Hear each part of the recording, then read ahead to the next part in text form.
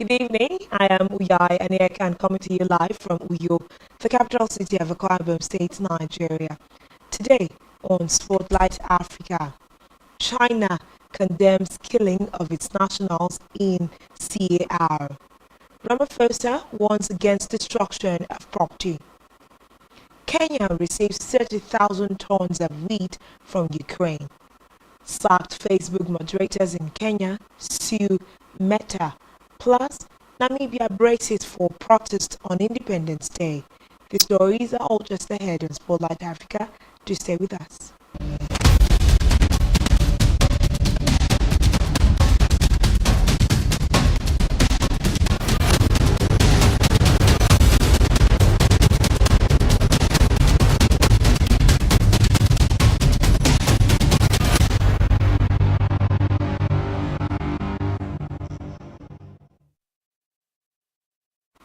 First in Spotlight Africa, China has condemned the killing of Chinese nationals by militants in Central African Republic CAR outside the capital Bangui. A statement from the Foreign Ministry said that Chinese President Xi Jinping has called for severe punishment for the perpetrators. The mayor of the central Bambari town disclosed to newsmen that 9 bodies were found dead and 2 wounded in the attack. Meanwhile, the Chinese embassy in Bangui has urged citizens to avoid traveling outside the capital following the killings, raising the alert levels to very high.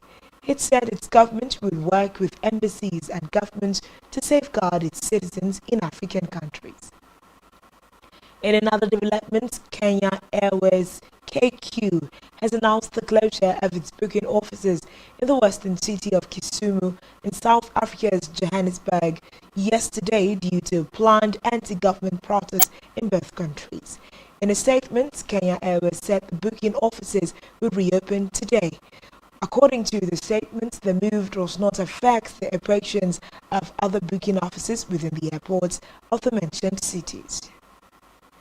In the meantime, President Cyril Ramaphosa has told citizens that their right to protest does not give anyone the right to harass, intimidate or threaten anyone else. He has also warned against damaging property or harming other people.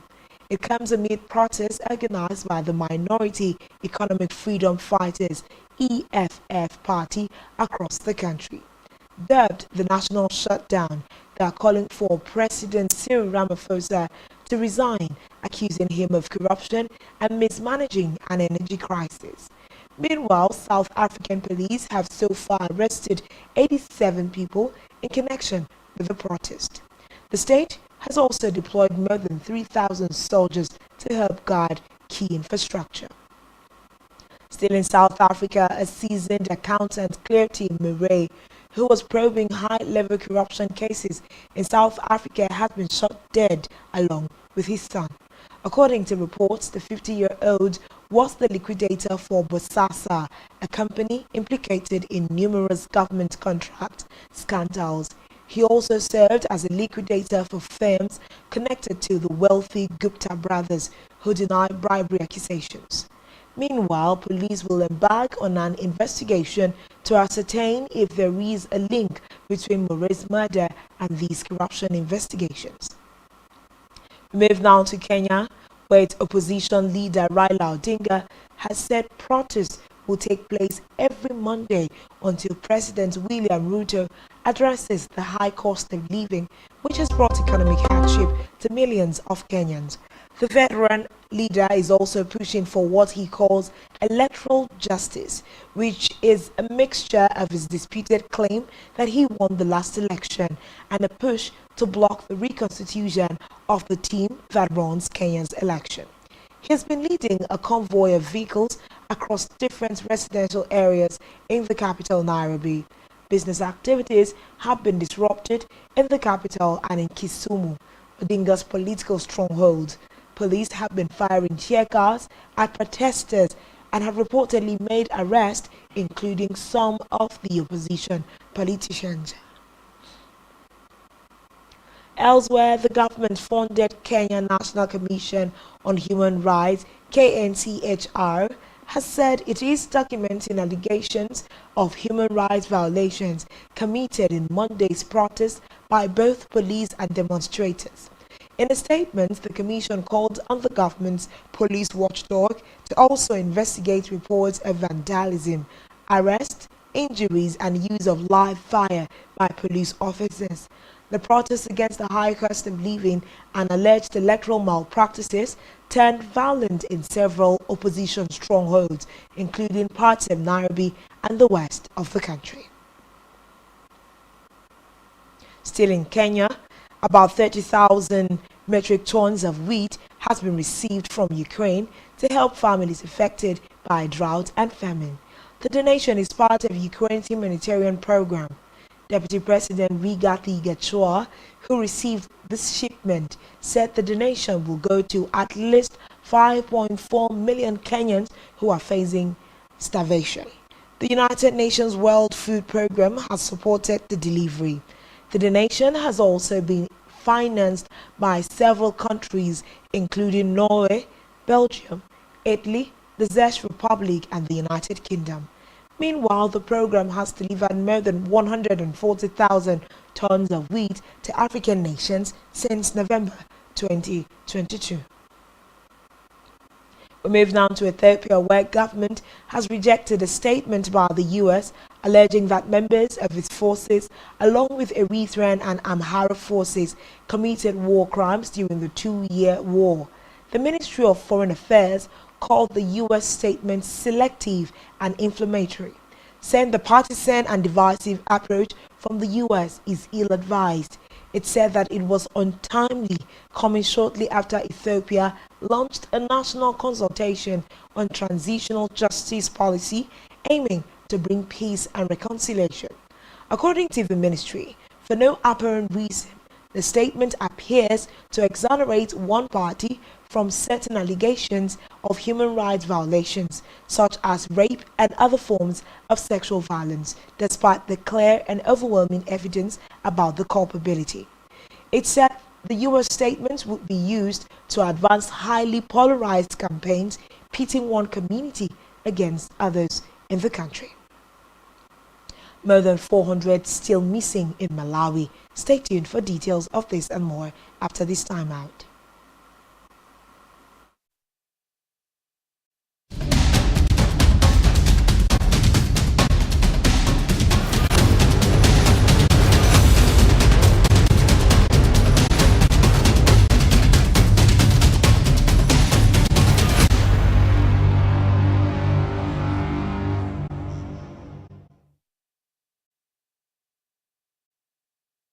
Thanks for staying tuned, and now to the remaining stories on Spotlight Africa.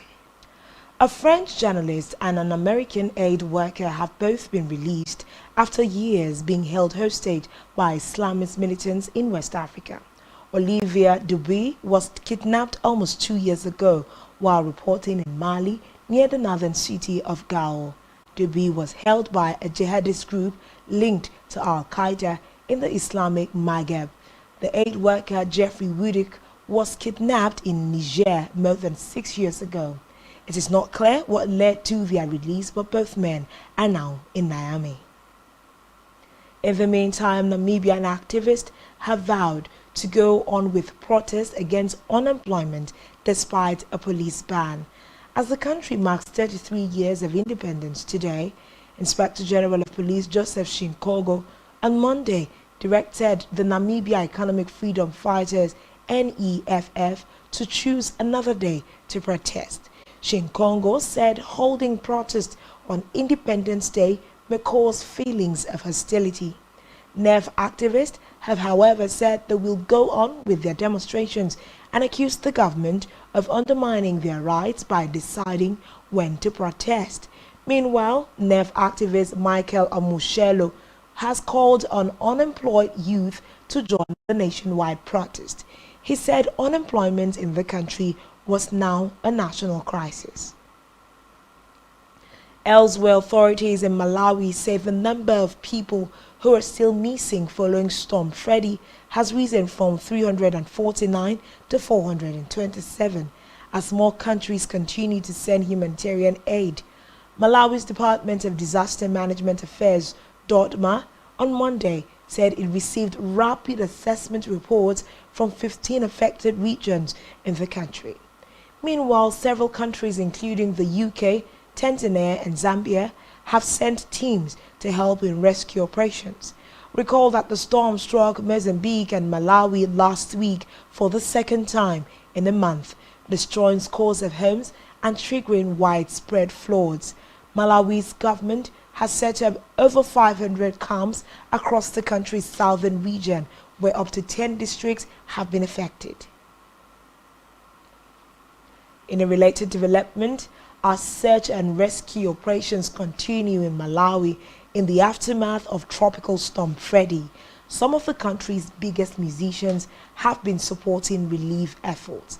Buki has been visiting temporary shelters across the southern city to deliver food and clothing donations. He also shared that some areas in southern Malawi are unreachable and people are facing severe food shortages. Meanwhile, the star has released a new song called One Malawi, which he says he composed to remind Malawians that they are a strong-spirited nation. Buki, along with several other musicians, are organizing a fundraising concert this week to support people displaced by the storm. Away from that, the United States says it has determined that all warring parties in the brutal war in northern Ethiopia have committed war crimes. Speaking on Monday, U.S. Secretary of State Anthony Blinken, who visited Ethiopia last week and met Ethiopian government and Tigrayan officials, said his department had carefully reviewed the laws and the facts to determine the crimes. He accused members of the Ethiopian National Defense Force, Eritrean Defense Forces, Tigray People's Liberation Front, TPLF, and Amhara forces of committing war crimes during the 2-year bloody conflict. He also blamed the Ethiopian and Eritrean Defense Forces as well as Amhara forces of committing crimes against humanity, including murder, rape, and other forms of sexual violence and persecution. Meanwhile, 43 Facebook content moderators in Kenya are suing the social media site's parent company, Meta, for unfair dismissal. The moderators say they lost their jobs with Sama, a Kenya-based firm contracted to moderate Facebook content for organizing a union. They also say they were blacklisted from applying for the same roles at another outsourcing firm, Majorel, after Facebook switched contractors. According to reports, in January, 260 content moderators working at Facebook's moderation hub in Nairobi were told they would be made redundant by Sama. The outsourcing firm, which has run the office since 2019, said Foxglove, a technology rights group, which is supporting the lawsuit. Meta is yet to comment on the matter. Recall that last month, Meta filed an appeal in Kenya challenging a ruling which said it could be sued even though it has no official presence in the East African country. Lastly, on Spotlight Africa, President has rejected claims that it would be unconstitutional for him to seek a controversial third mandate. Macky Sall's comments in an interview with the French magazine L'Express are likely to fuel an already tense political climate. The constitution in Senegal was amended in 2016 to shorten a presidential term from 7 to 5 years. It states that no one can serve more than 2 consecutive terms, which the opposition says clearly prevents Sall from running in next year's elections. Critics of Sall accuse his government of using the court to sideline the opposition politician Ousmane Sonko. Meanwhile, Sonko is currently facing 2 court cases that could threaten his eligibility for the election. And that's all we have for you at this time. Do ensure to follow us on social media, subscribe to our YouTube channel, all of which you can find on our website, spectrumtv.ng. You have been watching Spotlight Africa. I am Uyak, and thanks for watching, and do enjoy the rest of your evening.